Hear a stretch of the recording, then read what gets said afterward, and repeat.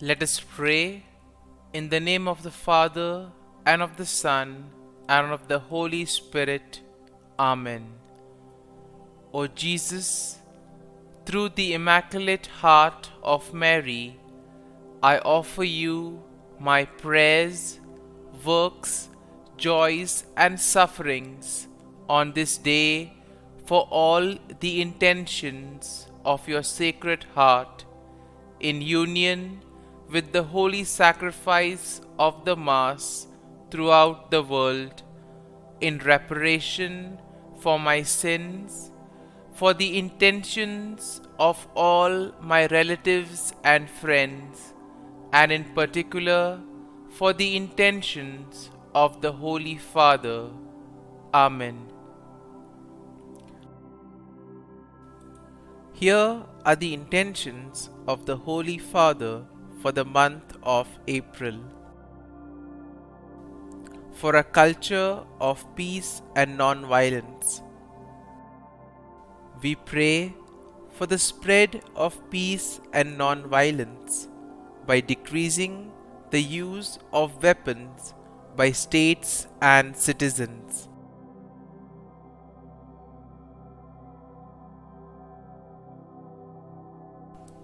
Our Father, who art in heaven, hallowed be thy name. Thy kingdom come, thy will be done, on earth as it is in heaven. Give us this day our daily bread, and forgive us our trespasses, as we forgive those who trespass against us. And lead us not into temptation, but deliver us from evil. Amen. Hail Mary, full of grace, the Lord is with you. Blessed are you amongst women, and blessed is the fruit of thy womb, Jesus. Holy Mary, Mother of God, pray for us sinners, now and at the hour of our death. Amen. Glory be to the Father, and to the Son, and to the Holy Spirit, as it was in the beginning, is now, and ever shall be, world without end. Amen. My dear friends, as we gather this morning to thank the Lord, to praise the Lord, to glorify the Lord for all that He has done for us, let us begin with the feeling of gratitude in our hearts. Gratitude for all the blessings that we have received. Gratitude for all the graces, for all the favors that He has bestowed on us. And let us spend a few moments in silence, recollecting all the things that the Lord has done for us. Right from the time of birth till today, He has bestowed many graces, many favors on us. When we were faced with challenges in life, He was always there to help us, guide us, and protect us. Apart from the graces that we have received, there also have been a number of gifts that the Lord has given us. Various talents, various abilities, and we shall also thank the Lord for these things. There are also many people who have influenced us in so many ways. Let us also thank the Lord for the gift of these people in our lives who have helped us, who have molded us in various possible ways. At the same time, let us also offer to the Lord all our wishes, all our intentions and prayers, and let us place at His feet all that which is troubling us, all that which prevents us from interacting with Him and from spending quality time with Him. As we spend these moments together with the Lord, we pray that we may be united with the Lord, so that we may be able to have a proper conversation with Him, that we may be able to pour out our whole heart and soul, being united with the Lord and listening to what He has to tell us.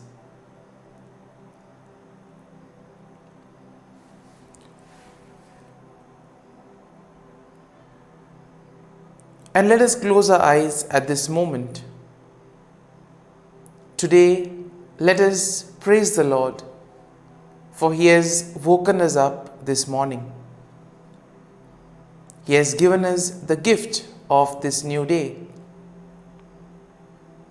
a day which will help us to do many things, a day which will present to us many opportunities to work for the betterment of others, or opportunities to make a difference in the lives of others.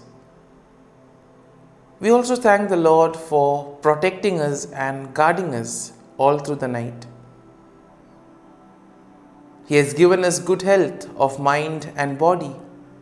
He has kept us in His love.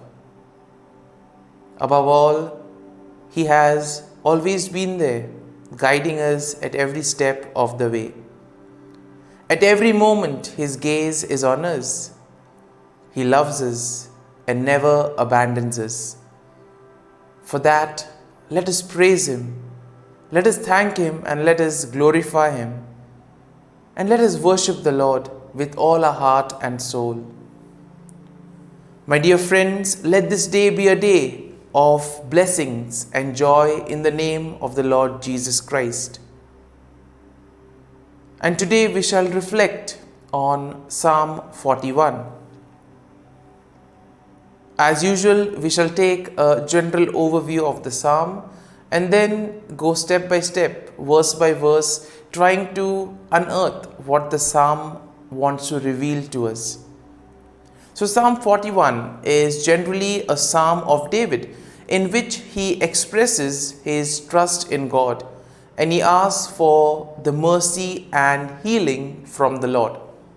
Now the psalm begins with a declaration of blessings upon those who consider the poor and the needy, for they will be rescued in times of trouble by God.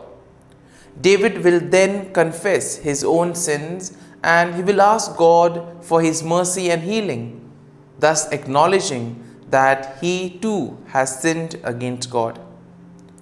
David then laments the betrayal of a close friend who has turned against him and has spread rumors against him. He asks for God's mercy and protection, and he declares his faith in God's justice to ultimately prevail over his enemies. In the final verses of the psalm, we see that David will express his confidence that God will uphold him and preserve him from all harm, even in the midst of all troubles. And the overall theme that is presented in this psalm is of the importance of having our faith and trust in God, even in the face of adversity and betrayal. Now we see that David recognizes his own weakness and shortcomings, but still he trusts in God's mercy and justice to ultimately prevail over his enemies. This psalm will serve as a gentle reminder to all of us to remain steadfast in our faith and trust in God, even in the most challenging moments of our lives. And now let us go verse by verse into the psalm and try to see what the psalm wants to reveal to us. The psalm begins, "Happy are those who consider the poor. The Lord delivers them in the day of trouble. The Lord protects them and keeps them alive. They are called happy in the land. You do not give them up to the will of their enemies." And therefore, in a way, the first two verses of Psalm 41 invite us to be sensitive to the needs of others. Many times, because of our busy schedule, we tend to neglect the needs of others. We are occupied only with our needs and our difficulties. And here, therefore, the psalm begins with an invitation to consider the sufferings of those who are there around us.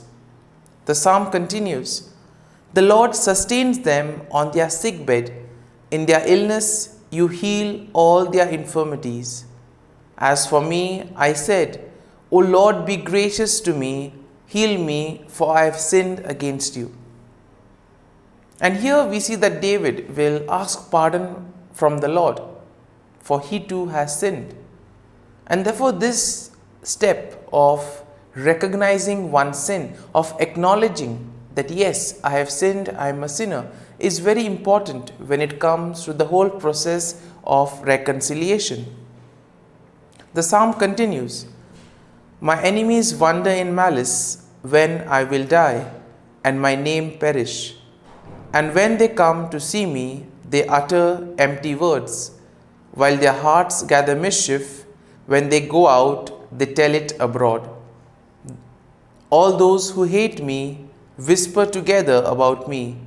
They imagine the worst for me.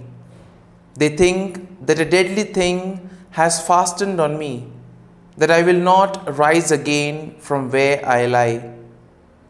And therefore, when we are in difficult moments, all these things tend to happen in our lives. We tend to face these difficult challenges in life. Everything seems lost. And it is precisely in these moments that we need to place our faith and trust in the Lord. Even my bosom friend, in whom I trusted, who ate of my bread, has lifted the heel against me. But you, O Lord, be gracious to me and raise me up, that I may repay them. And here we see that David expresses his trust in the Lord. Even his friend, whom he trusted a lot, that friend betrayed David. But he says that the Lord will always be there. And that is why it is important to place our faith and trust in the Lord. And the psalm concludes by saying, But you have upheld me because of my integrity and set me in your presence forever. Blessed be the Lord, the God of Israel, from everlasting to everlasting. Amen. And now let us spend a few moments in silence, reflecting on what we have heard in this psalm.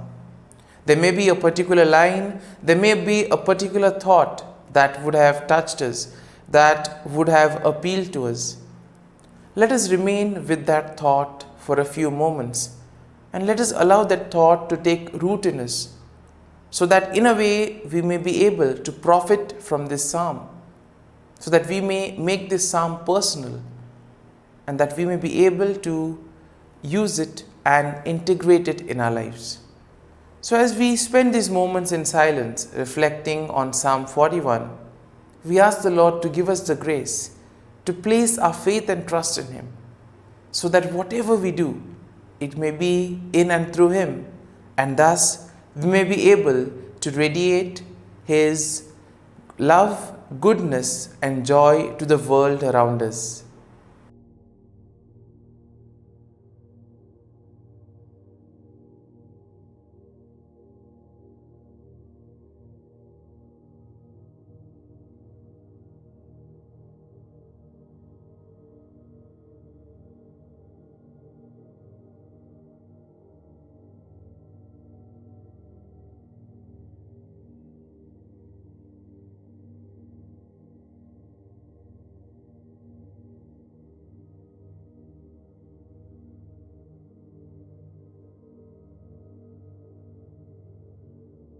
Prayer to Saint Michael the Archangel for protection.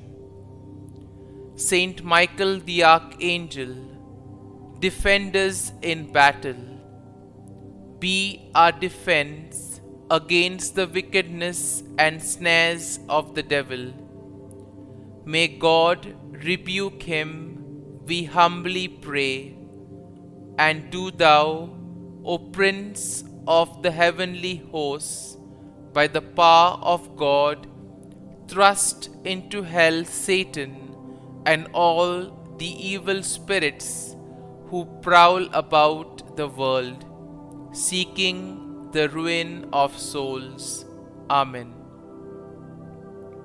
Act of Adoration.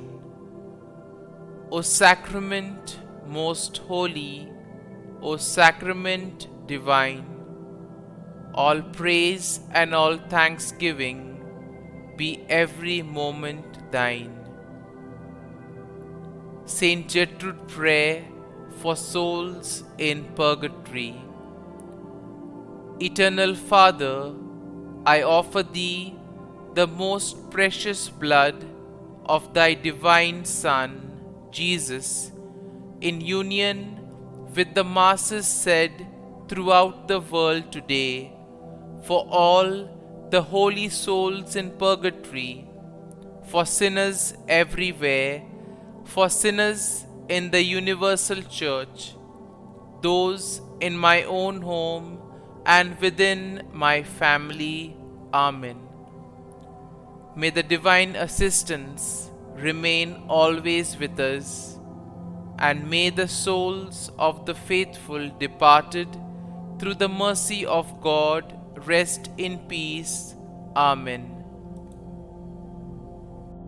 Glory be to the Father, and to the Son, and to the Holy Spirit, as it was in the beginning, is now, and ever shall be, world without end. Amen.